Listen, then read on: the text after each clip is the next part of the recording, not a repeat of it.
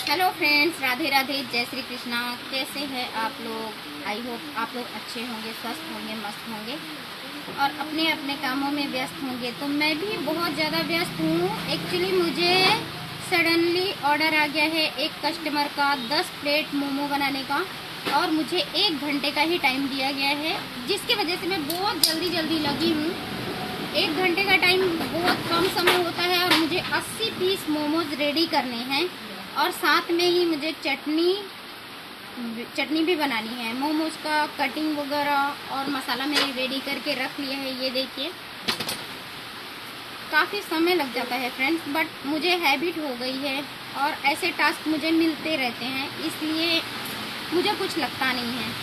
तो एक प्लेट में 8 पीस मोमोज रहते हैं हमारे यहाँ और 1 घंटे के अंदर मुझे बनाना है। साथ में मैंने बनाया है ये शेजवान चटनी। ये हमारे माँ की रसोई फूड कॉर्नर की स्पेशल चटनी है ये।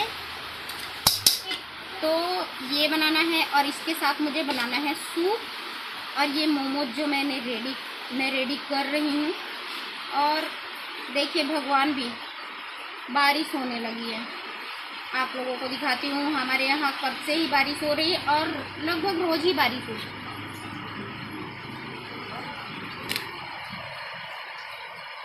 देखिए, बारिश का मौसम, ये हमारे लिए कुछ नया नहीं है, ये लगभग रोज का ही है, तो हमको आदत हो गई है। तो आप लोगों के यहाँ का मौसम कैसा है?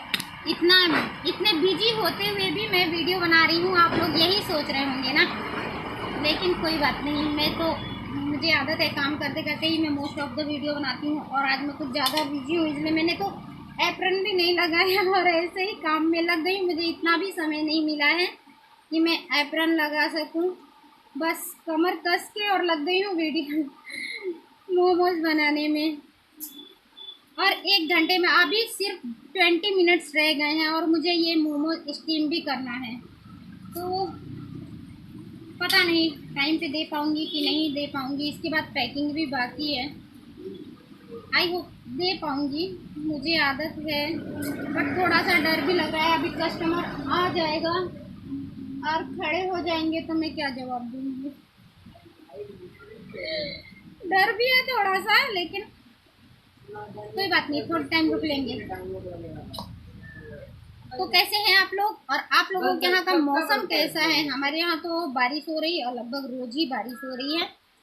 हमारे यहाँ गर्मी भी साथ में चल रही है, बारिश रुक जाती है। तो फ्रेंड्स, आप लोग भी सोच रहे होंगे कि ये माँ की रसोई की स्पेशल चटनी मैंने क्यों बोला।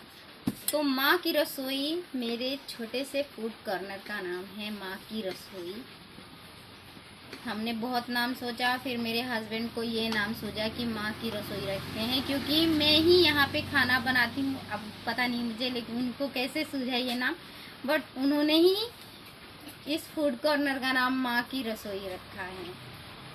और यहाँ ही मेरी ज़िंदगी है, यही मेरी ज़िंदगी है। मैं पहले से टिफ़िन सर्विस का ही काम करती थी। जब मैं मुंबई में थी तो मैं टिफ़िन सर्विस का काम करती थी और होटल्स के रोटी वगैरह का ये सब ऑर्डर लेती थी।